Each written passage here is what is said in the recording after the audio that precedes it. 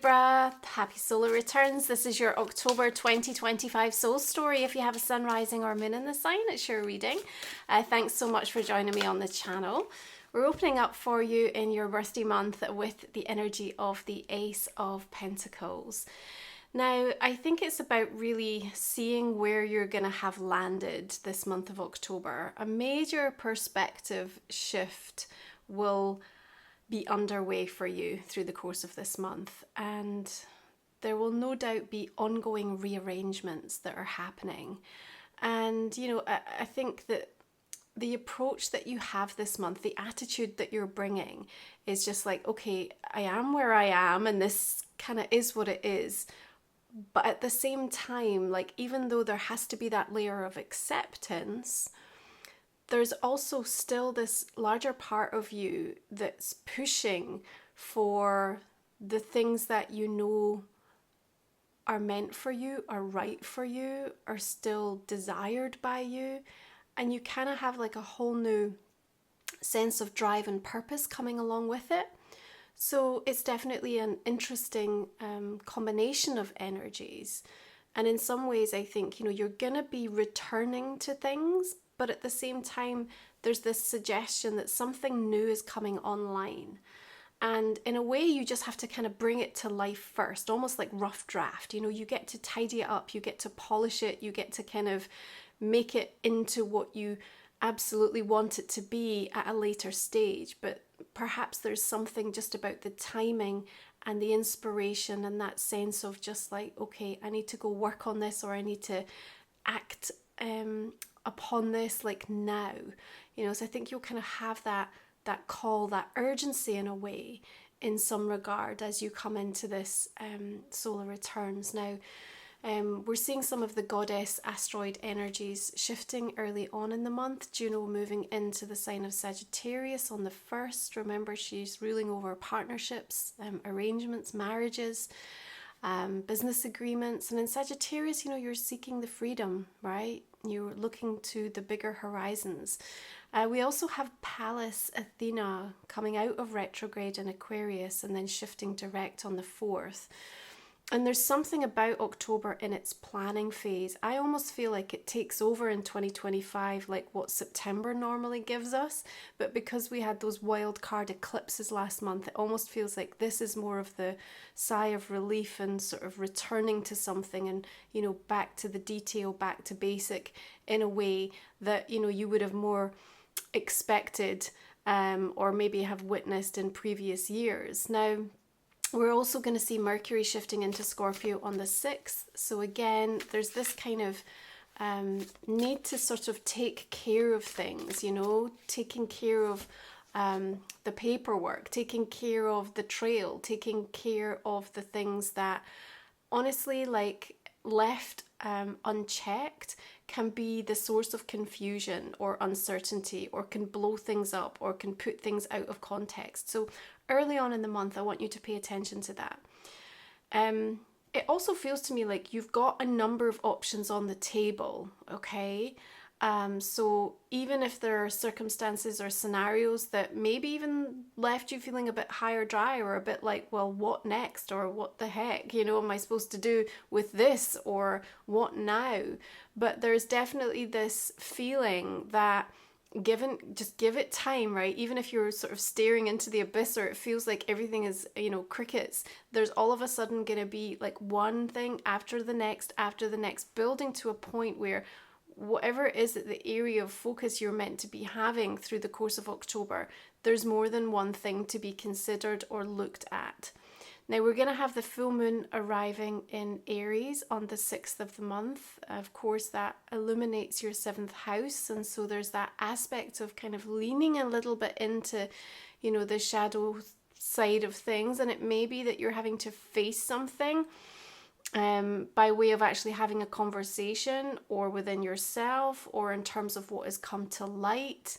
There's a little bit of a charge with it. Mercury is squaring with Pluto, and so we sort of have that energetic kind of ruffling of feathers, if you like, particularly in the way that we're communicating. Remember, Mercury now newly in Scorpio, squaring with Pluto, just kind of has that sort of slight jarring, like, I'm not letting it go, I'm gonna go there. You know, that's sort of the energy that we get around that Aries full moon.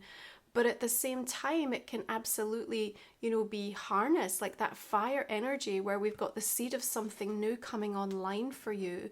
As long as you don't let yourself get too confused or distracted, that's the sort of heads up that I would give you in regards to something. Now, I also want to say maybe around that time, it's going to be important for you, Libra, to think about how it feels as much as how you think it needs to look. And that's going to be, you know, in all areas, perhaps even in your life itself as it's unfolding at the moment. You know, you can just take a bead and just make sure that you're choosing wisely. You know, you can do anything, Libra, but maybe you're not meant to do everything all at once. And I think that, you know, as you come into that mid-month, there's definitely an appreciation about where you really want to focus your energy. And actually a newfound, it's always been there, but I think a newfound reality check in terms of how expensive your energy is, right?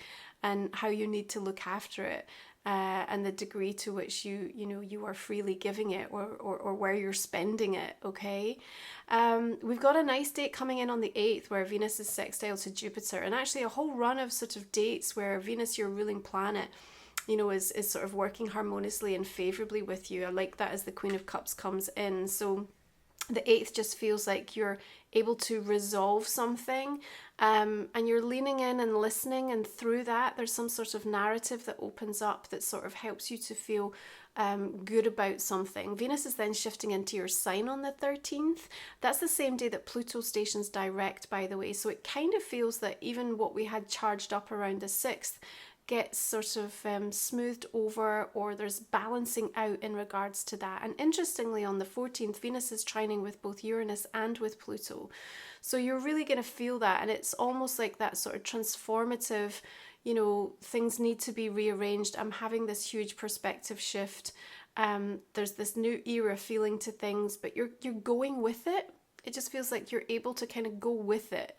And that's a really important place to be, because it's also sort of almost like providing some sense of healing for you, maybe in that regard to finding some acceptance or finding some closure in relation to something.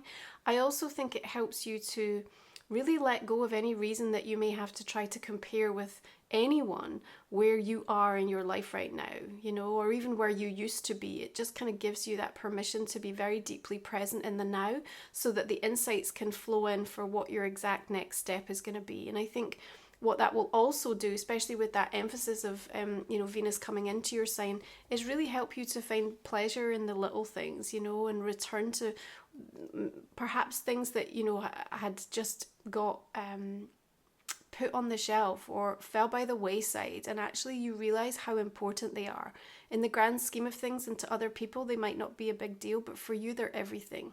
You know, that daily walk you used to take somewhere, or that meditation circle that you used to attend, or the book that, you know, you haven't been able to get back to read. It's just like just carving out some space and realizing, you know, that these are things that create this sense of beauty and harmony in your world. And when that's created internally, then you're vibrating and more able to see it for yourself externally.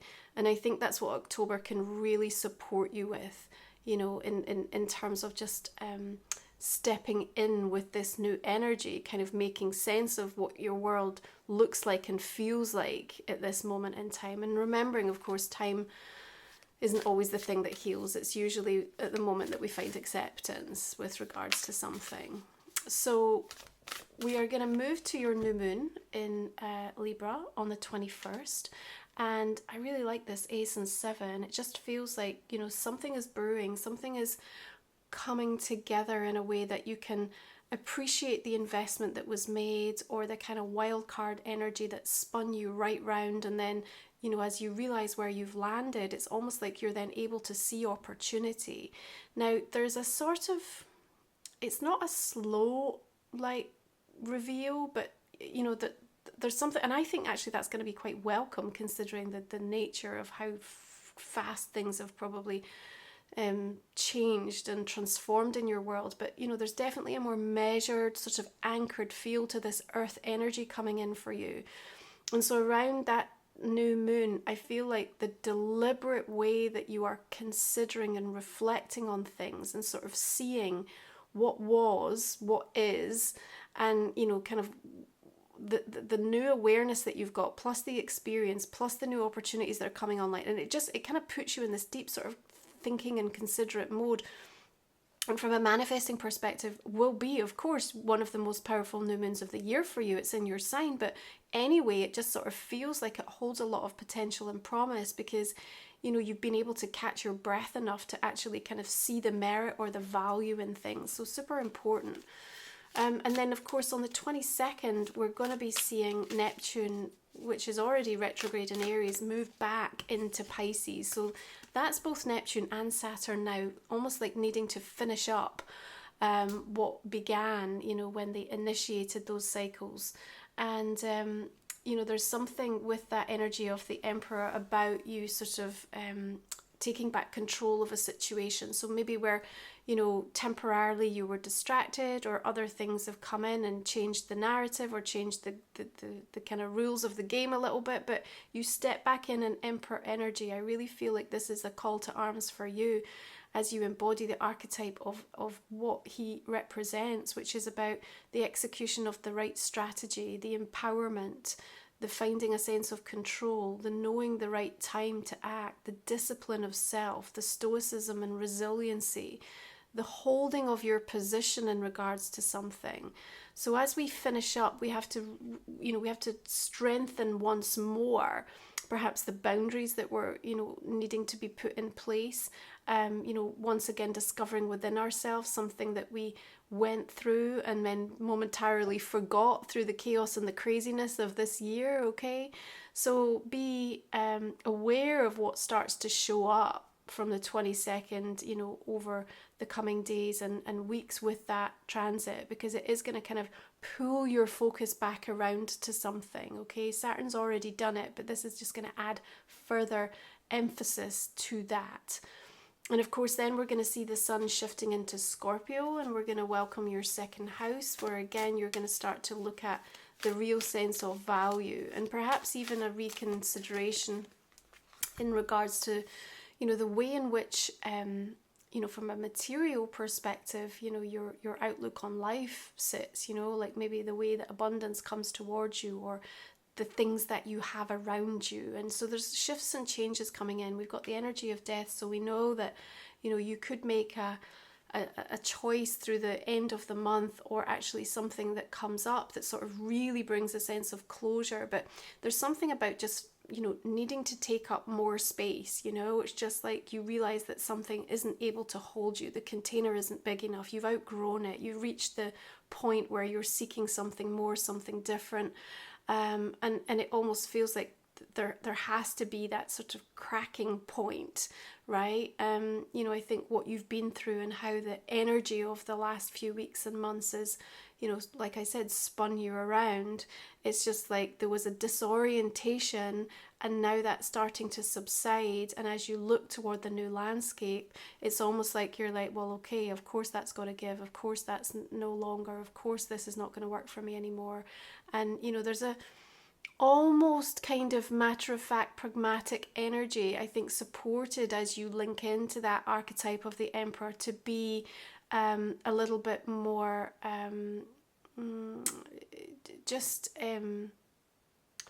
almost, it's not like non-emotional, it's not like that, it just helps you to sort of execute and act upon and do what you need to do from a place of just innate understanding that you just kind of have to take care of things, right? This is just a month where you're going to be like taking care of the details with so much. And remember, Scorpio is like the perfect season to embrace everything that it means to be reborn, to have that rebirth, to find yourself in different circumstances and feel so completely different, perhaps in a way that, is never felt like this before. So, it's as every month has been in 2025, in the sense of being unlike anything you've experienced before and really powerful. But I would perhaps say that it feels, in spite of the continuing changing landscape around you, some sense of like familiarity, or an ability to just, regroup, reground, kind of center yourself, go back to things, but also have space for the new, and that, how that supports the interactions that you have with others is going to be quite game changing for the relationships around you as well, because you're just much more clear about what you want, how you feel, what you're prepared to accept, what you're looking for.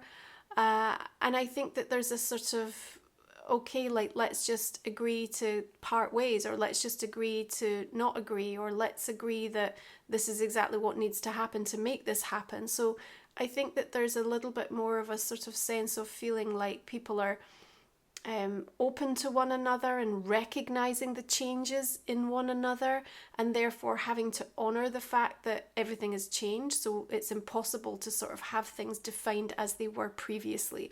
So even if you were locked into things, it feels like it's a month that can support a renegotiation or a shift or a change, simply because all parties recognize that, things are just so completely evolved from where they were, that it kind of demands that need to kind of relook at everything, okay? And this is why I'm saying, like, you just need to almost like try to bring things to life, bring things through, rough draft, whatever it is, but just kind of give that sense of sort of anchoring in and touching the earth with something new in your world, because that's going to be, through the course of 2026, really taking shape in a significant way for you. And I guarantee you're already feeling the kind of call of that deeply in your soul. If you're new to the channel, the last 3 cards we're going to look at in the extended reading, so you can find the link in the description box below, Libra. I hope you'll join me. We'll also look at a personal and a relationship card. It helps me to keep showing up for the free readings, so it's super appreciated if you are resonating and in a position to support the channel. I'm going to go ahead and just clarify these cards, see the direction we're going to take this reading for you. 6 of Pentacles. We've got 4 of Swords coming in. Now, be sure to check out romywiser.com. You're going to find all of my titles, ways to work with me one-to-one. You're going to find details about my membership, all the products that I offer, my new blog. Everything is over there, romywiser.com. Okay. What about the 7 of Pentacles? Magician, love that for you. Knight of Cups. Devil coming through there. Page of Wands. Okay. All the decks are listed below, Libra. Right, let's have a look at Life Soul Vision Oracle and see how we're just going to add to this conversation for you. Okay, Soul Star energy. We've got conscious connection coming through. We've got solstice showing up. We've got Queen of Water, and we also had the Queen of Cups in that that spread there. Soothe your soul. Eclipse revelations. You'll still be feeling it from last month, right? Collective heart. I love all the kind of magenta that's coming through for you. Beautiful. Okay, one more. Oracle of the Universe. What do we have for Libra for your solar returns? We have Orion, the Hunt. Okay, let's explore that in your extended. Thanks for being here. I appreciate you so much. Have a beautiful birthday month, and I'm going to see you again next time.